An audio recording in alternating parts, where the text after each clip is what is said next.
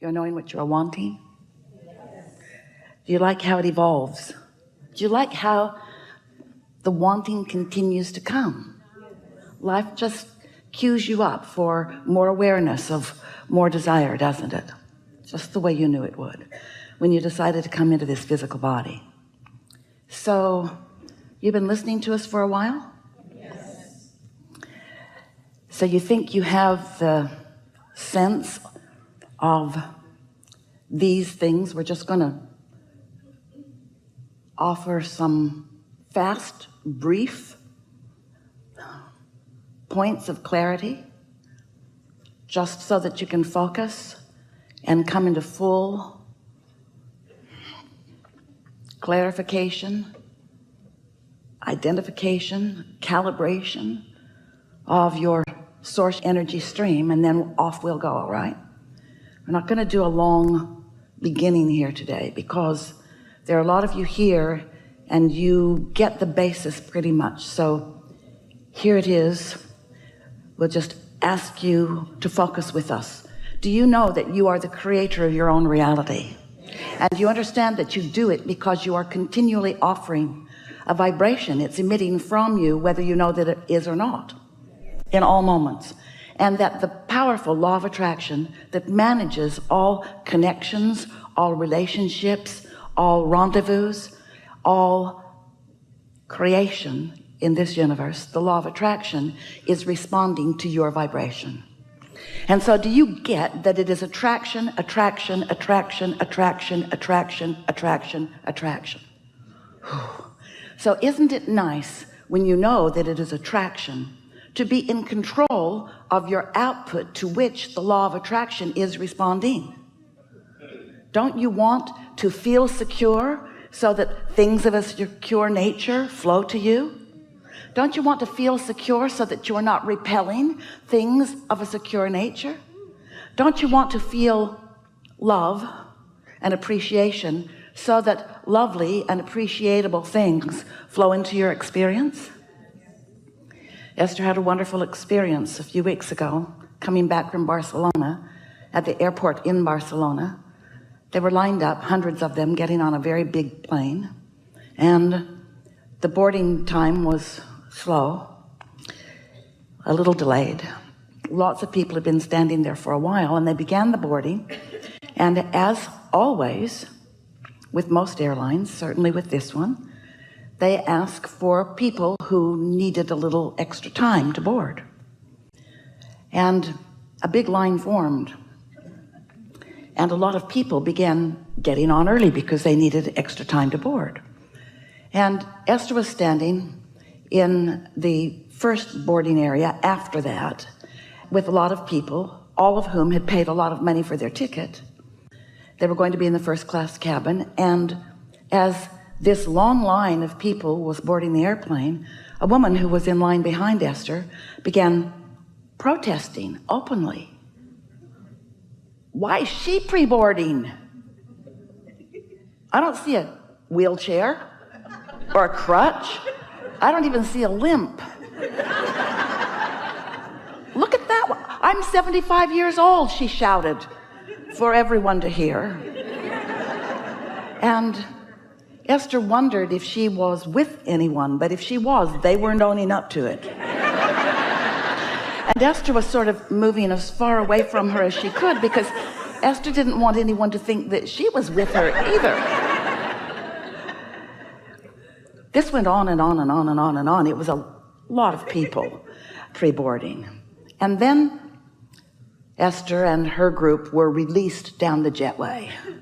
And this woman is a few people behind Esther, and Esther could hear her protesting all the way down the jetway, very long jetway, onto this very big aircraft. And then as they were settling in, this woman is telling every person who would listen to her, and especially the flight attendants. Esther expected her to go tell the captain. She was really worked up. And Esther thought, oh, this is what I've been hearing from Abraham for such a long time, that when we are spewing our protest, what we want can't come. And it was such a vivid picture. Esther thought, I don't completely disagree with her. She's just more honest than I am. I'm just not shouting it. I have thought some of those thoughts. And we say, whether you're shouting them or whether you're just thinking them, if your point of attraction is one of protest, if you feel disenfranchised, if you feel disadvantaged, if you feel taken advantage of, if you feel disrespected, then the respect and the advantage and the appreciation that you want to come to you, even though you're asking for it and calling it, your protest of not having it is keeping it away. And as the plane took off and everyone settled in, and subsequently a lot of people went to sleep, and Esther got up to go to the bathroom, and as she walked by, here was this protesting woman sound asleep. She looked like an angel. Isn't that always the way? And Esther stood and looked at her and sort of whispered into the air above her, thanks for the reminder. Thank you for reminding me that that gets us nothing.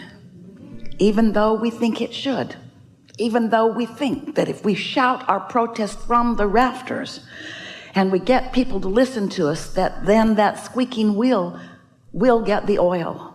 And we say, so here you all are covered in oil, but are you happy? So that's really what we want to talk about. We want to talk about your point of attraction. We want to talk about how you know what your point of attraction is. And so we're just going to be really brief here, and then we're going to open it to what you want to talk about. Your point of attraction is everything, and we just want to remind you that your point of attraction has two powerful facets, because you were source energy before you came into this physical body, and that inner being part of you still is one point of attraction. Your inner being is aware of you here, but your inner being, all of you, didn't come. In other words, the source of you remains non-physically focused in a non-resistant state. So as you are here in your physical body and you're sifting and sorting and evaluating and deciding and determining what you want, you're launching rockets of desire which your inner being captures and identifies and isolates and becomes one with, so that that point of attraction for you on your behalf is very powerful. So when you ask for an improvement in anything, that inner being part of you begins to live it immediately. And the law of attraction responds to that non-physical part of you. The law of attraction is also responding to the physical part of you who may be, like this woman that we were describing, protesting the injustice of your moment.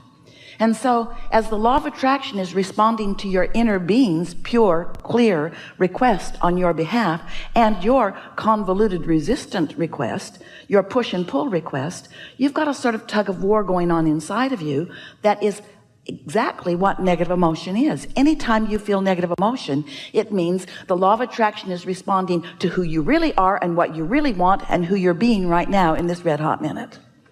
So anytime you feel negative emotion, it always means that. It always means you are not a cooperative component to your own desire. You are the only holdout, because when you've asked and your inner being has become the vibrational equivalent of your asking, and the law of attraction is responding to that.